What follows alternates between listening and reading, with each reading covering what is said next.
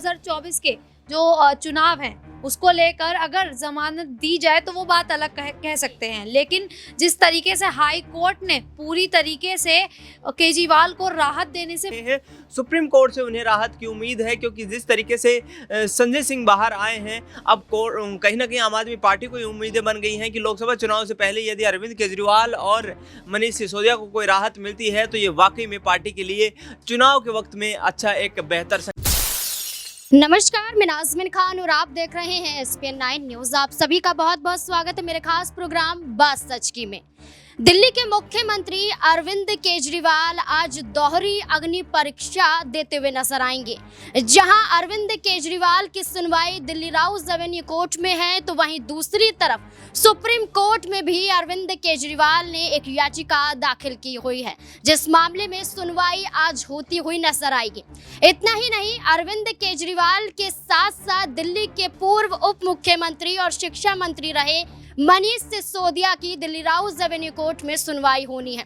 दो नेता, दो कोर्ट और सुनवाई बड़ी। क्या राहत मिल पाएगी? क्या अरविंद केजरीवाल को राहत मिल पाएगी? क्या मनीष सिसोदिया को राहत मिल पाएगी? एक घोटाला जो शराब में तब्दील होता हुआ नजर आता है, शराब घोटाला बन जाता है और घोटाले के तहत देखा जाता है कि ईडी अधिकारियों द्वारा एक एक करके नेताओं के घर पर मौजूदगी दी जाती है, छानबीन की जाती है और अरविंद केजरीवाल से पहले मनीष सिसोदिया और संजय सिंह की गिरफ्तारी होती हुई नजर आती है। लेकिन जहां संजय सिंह राहत पा जाते हैं शराब घोटाले मामले में, लेकिन अभी भी फंसे हुए हैं मनीष सिसोदिया और अरविंद केजरीवाल। क्या राहत मिल पाएगी? इससे जुड़े हुए तमाम सवाल बनते हैं। न्यूज रूम में मौजूद है शालिनी, मेरे साथ मौजूद है। शालिनी से जानने की कोशिश करेंगे कि क्या कुछ आज फैसला निकलकर सामने आ सकता है। शालिनी, क्या लगता है मनीष सिसोदिया और माफ कीजिएगा अरविंद केजरीवाल जो एक ही मामले में फंसे हुए हैं, क्या यहाँ पर राहत मिलती हुई नजर आ सकती है?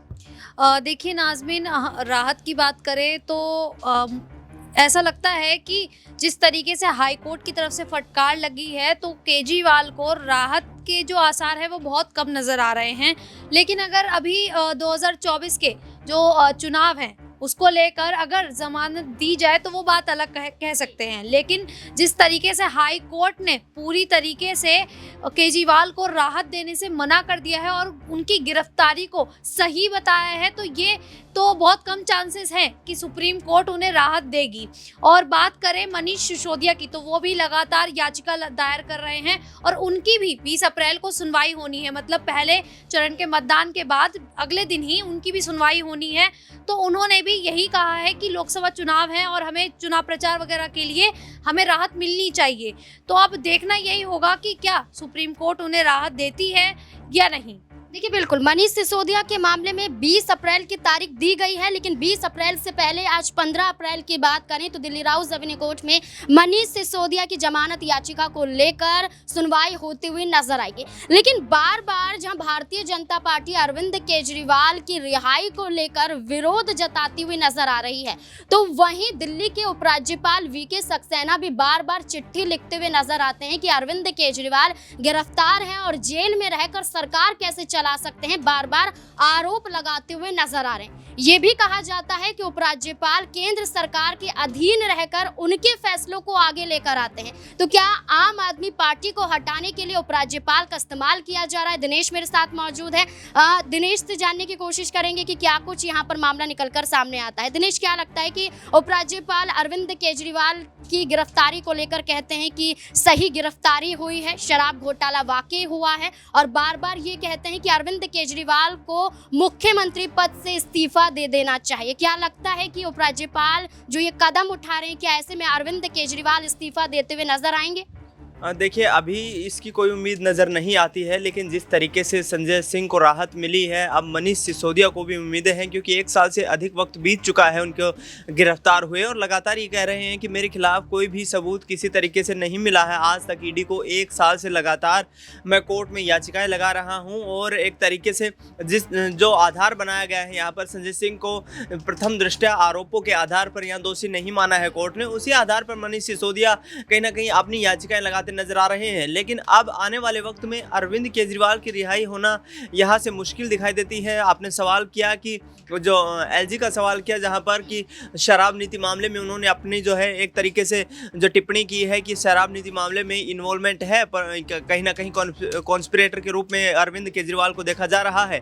तो ऐसे में कहीं ना कहीं अभी ये मामला लंबा चलेगा और लोकसभा चुनाव के वक्त तक केजरीवाल को कोई राहत मिलती नजर नहीं आने वाली है, क्योंकि जिस तरीके से तमाम आरोप लगाए जा रहे हैं, कैलाश गहलोत हों, विजय नायर हो, ये तमाम जो नेता हैं इनकी कहीं ना कहीं इसमें इन्वॉल्वमेंट है। और कहा जा रहा है कि गोवा से लेकर पंजाब तक के चुनाव में इस पैसे का इस्तेमाल किया गया। करीब 45 करोड़ रुपए का मामला बताया जा रहा है। केंद्रीय स्मृति ईरानी ये भी कहती हैं कि आम आदमी पार्टी के और भी नेता इस पूरे मामले में शामिल हैं और ये 100 करोड़ से अधिक राशि का गबन किया गया है। तो ऐसे में देखना ये होगा कि अब कोर्ट का क्या रुख रहता है, जबकि वकील जो है वो मनीष यहाँ पर माफ कीजिए संजय सिंह का जो जमानत का आधार है उसको बेस मानते हुए यहाँ पर कोर्ट का रुख कर रहे हैं, लगातार याचिकाएं लगा रहे हैं। सुप्रीम कोर्ट से उन्हें राहत की उम्मीद है, क्योंकि जिस तरीके से संजय सिंह बाहर आए हैं, अब कहीं ना कहीं आम आदमी पार्टी को उम्मीदें बन गई हैं कि लोकसभा चुनाव से पहले यदि अरविंद केजरीवाल और मनीष सिसोदिया को कोई राहत मिलती है तो ये वाकई में पार्टी के लिए चुनाव के वक्त में अच्छा एक बेहतर संकेत हो सकता है। एक और सवाल मेरा रहेगा कि संजय सिंह जब से रिहा हुए हैं एक एक करके भारतीय जनता पार्टी पर कई हमले करते हुए नजर आ रहे हैं। हमले ही नहीं, राज्य दर राज्य भी जा रहे हैं, मल्लिकार्जुन खड़गे से मुलाकात करते हैं, कभी अखिलेश यादव से मुलाकात करते हैं। ये कहा जा रहा है कि यहाँ पर अरविंद केजरीवाल के बाद अगर कोई कुर्सी संभाल सकता है मुख्यमंत्री की, वो संजय सिंह ही है। क्या लगता है?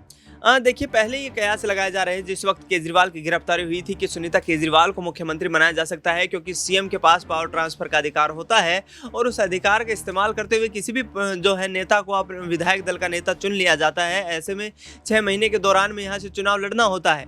फिलहाल संजय सिंह की बात करें तो दोबारा से राज्यसभा सांसद बनकर वो पहुंचे हैं और ऐसे में सुनीता केजरीवाल जिस तरीके से लोगों से भावुक अपील करते हुए नजर आ रही हैं, उन्होंने कहा है कि केजरीवाल का जो एक अंग है वो देश की रक्षा के लिए, सुरक्षा के लिए और सेवा के लिए यहाँ पर कहीं ना कहीं बना है और हम अंतिम वक्त तक लड़ाई लड़ते रहेंगे, देश के लोगों की सेवा के लिए लड़ाई लड़ते रहेंगे, दिल्ली के लिए लड़ाई लड़ते रहेंगे। और बीजेपी जिस तरीके से तानाशाही पूर्वक शासन चला रही है वो कहीं ना कहीं आने वाले वक्त में उनके ताबूत में आखिरी कील साबित हो सकता है। जहां अरविंद केजरीवाल और मनीष सिसोदिया के मामले में कोर्ट में सुनवाई होती हुई नजर आएगी, वहीं दूसरी तरफ एक बड़ी मुलाकात भी देखी जा रही है। कहा जा रहा है कि पंजाब के मुख्यमंत्री भगवंत मान यहां पर अरविंद केजरीवाल से मुलाकात करते हुए नजर आएंगे। इस मुलाकात के क्या मायने निकाले जाएंगे? क्या लोकसभा चुनाव के मद्देनजर ये मुलाकात हो रही है या ये मुलाकात सिर्फ आम चरणों के तहत देखी जा सकती है? अबरार मेरे साथ मौजूद है।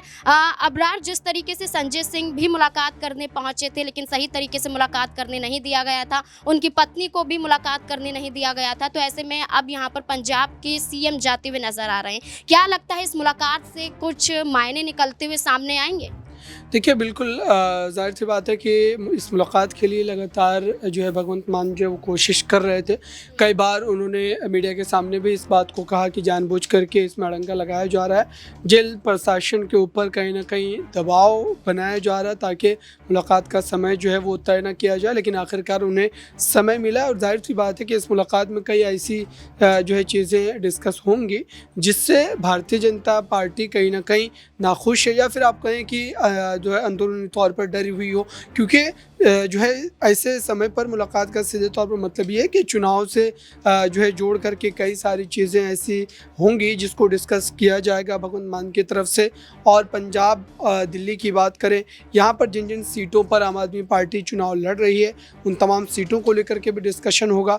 और इस पूरे मामले को लेकर के अगर देखा जाए तो मुझे लगता है कि जो है अरविंद केजरीवाल ने अब तक जिस तरीके से इस मुद्दे को कहीं ना कहीं जो है ज़्यादा वो इस बारे में बोलने से परहेज़ कर रहे हैं, चूँकि उन्हें बात पता है कि इसको लेकर के भाजपा फिर एक नया वावेला खड़ा करने की कोशिश करेगी, क्योंकि बीजेपी ये चाह रही है कि इस पूरे मामले पर किसी तरीके की अनर्गल जो है बयानबाजी शुरू हो और फिर उसको किसी दूसरे एंगल से वो कहीं ना कहीं जनता के सामने प्रस्तुत करने की कोशिश करें और उसका राजनीतिक फ़ायदा जो उठाया जाए। तो मुझे लगता है कि आज की मुलाकात का कई जो है मायने निकाला जा सकता है, राजनीतिक तौर पर भी, पारिवारिक तौर पर पर भी, क्योंकि संजय सिंह ने भी मुलाकात की थी, उसके बाद जिस तरीके के तेवर उनके देखने को मिले थे, कई सारे आरोप भी लगाए गए थे कि जेल प्रशासन का रवैया जो है वो अरविंद केजरीवाल के साथ सही नहीं है, अच्छा सलूक नहीं किया जा रहा है। तो मुझे लगता है कि इस मुलाकात के बाद भी कई ऐसी सारी चीज़ें हमें सुनने को मिल सकती है। जब मीडिया ब्रीफिंग करेंगे भगवंत मान बाहर निकल करके, तो उस पर कहीं ना कहीं नज़रें जो है वो सभी की बनी रहेंगी। देखिए बिल्कुल, मुलाकात के क्या मायने निकाले जा सकते हैं, क्या कुछ ऐलान किया जा सकता है, ये तो मुलाकात के बाद ही पता चलेगा।